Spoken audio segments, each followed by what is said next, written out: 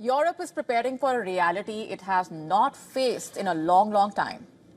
A large-scale war on its soil with Russia, and this time, potentially without America's help.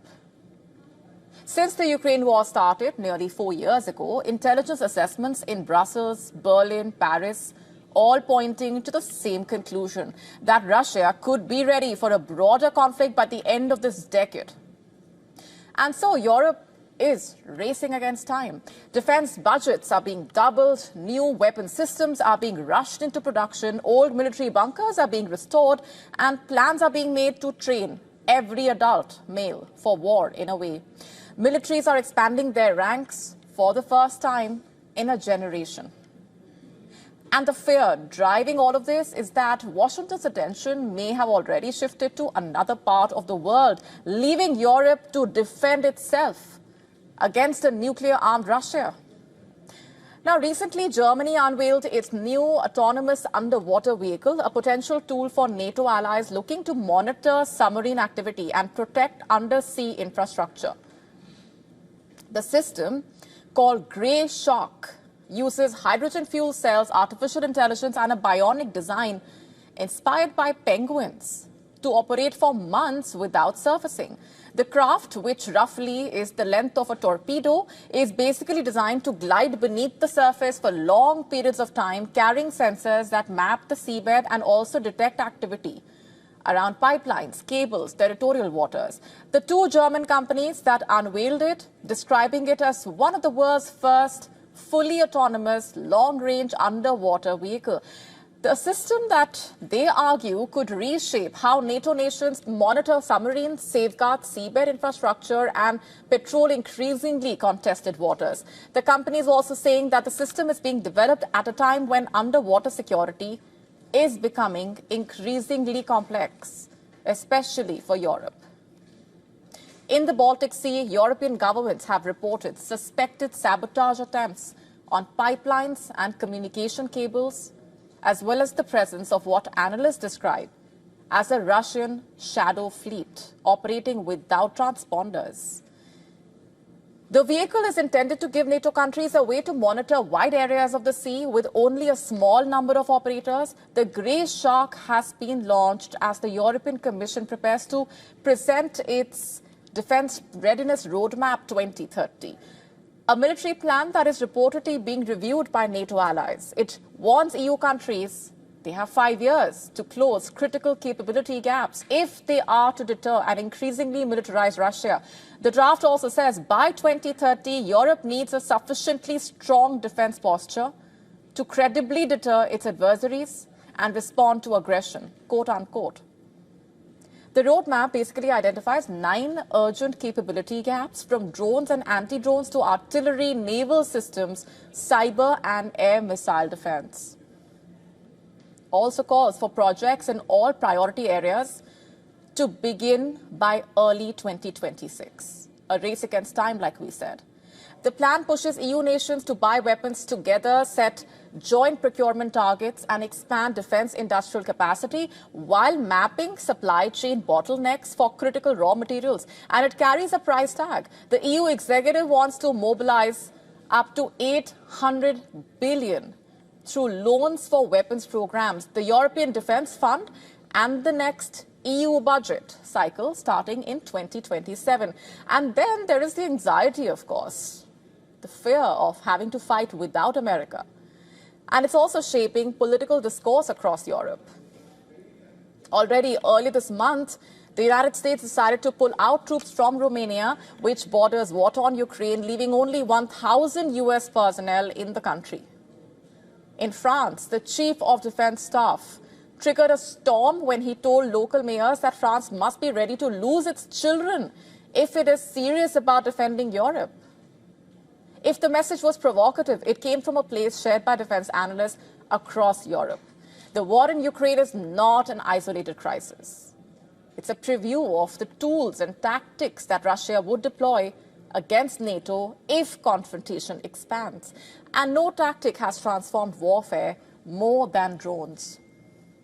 On NATO's eastern flank, militaries are racing to plug gaps in their defenses. Poland has started training on the American-made Merop system, one of the few platforms that brought down swarms of Russian Shahed drones in Ukraine at a sustainable cost.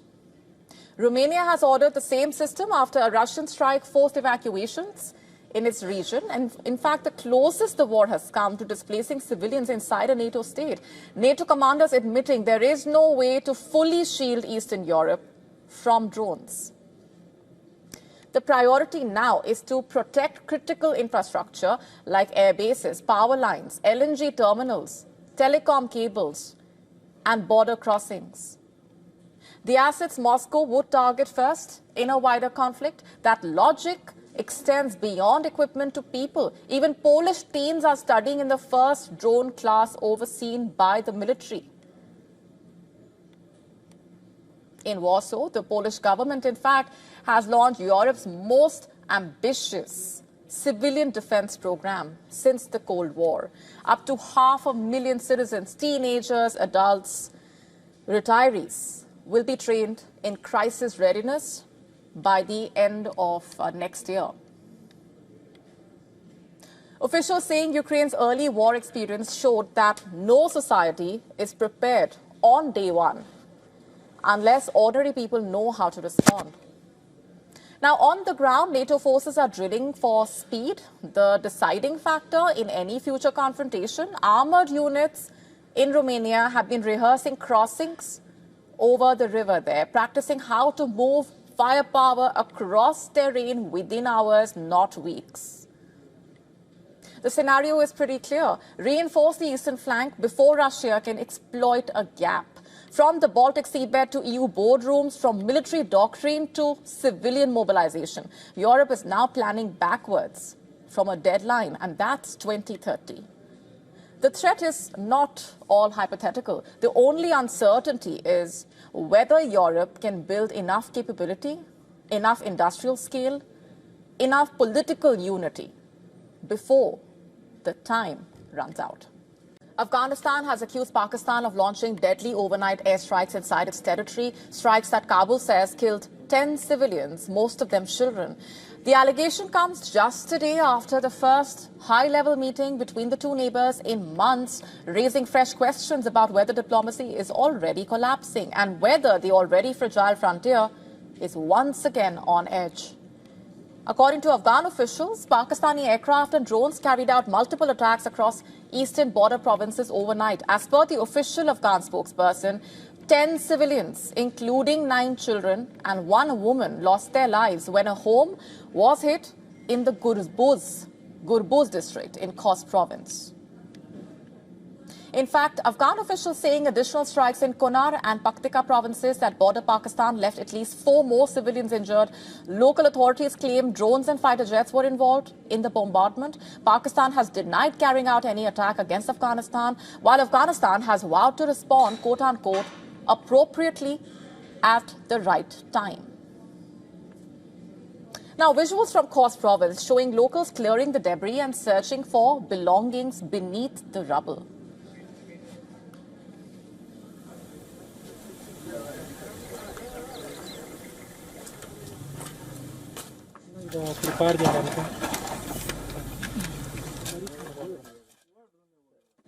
While visuals from Kunar captured locals assessing the extent of the damage, one resident in Khost described the devastation.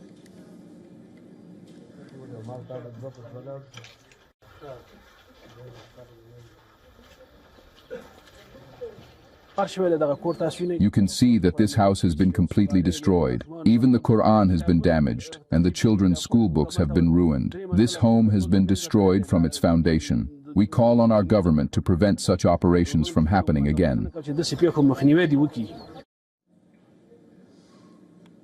Another local resident has said a drone strike at 2 a.m. destroyed his home. Listen in.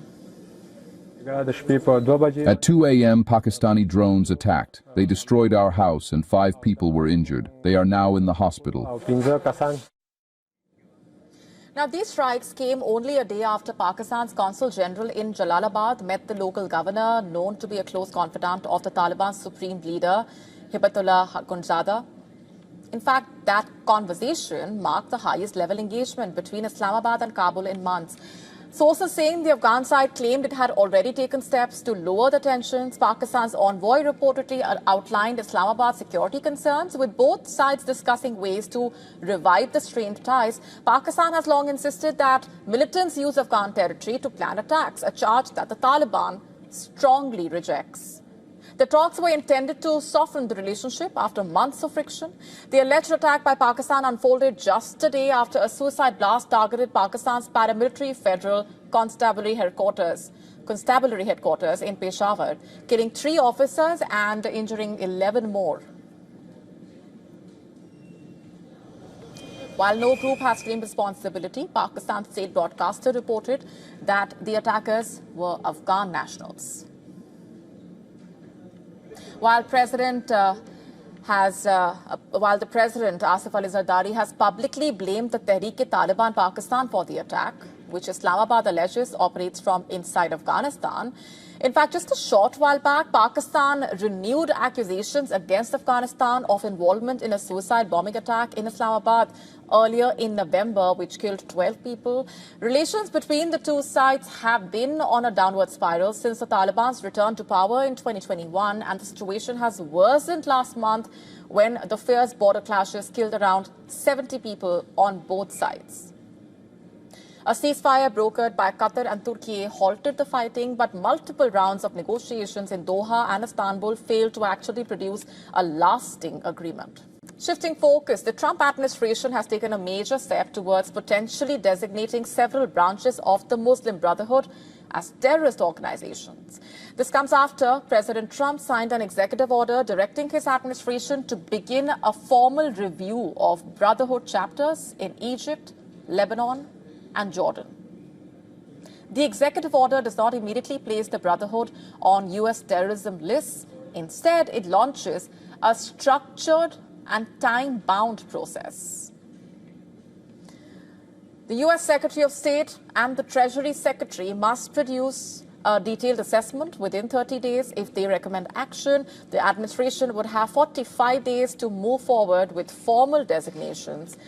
Now, the order cites several incidents to justify the review. In Lebanon, Brotherhood-aligned fighters reportedly joined clashes alongside Hezbollah. In Jordan, authorities accused the Brotherhood of long-standing ties with Hamas and of providing material support to the group's wing. And in Egypt, the administration referred to an alleged call by a senior Brotherhood figure for violent attacks on October 7, 2023, though the order offered no specific name or evidence, reportedly. The Muslim Brotherhood was founded in Egypt. This was in the year 1928 by educator Hassan al-Banna and is one of the most influential Islamist movements in the region. Its ideology emphasizing restoring Islamic principles as a means of resisting Western colonialism. And over the decades, the group expanded across the Arab world, operating through semi-autonomous local chapters. In some parts, its affiliated parties have participated openly in elections.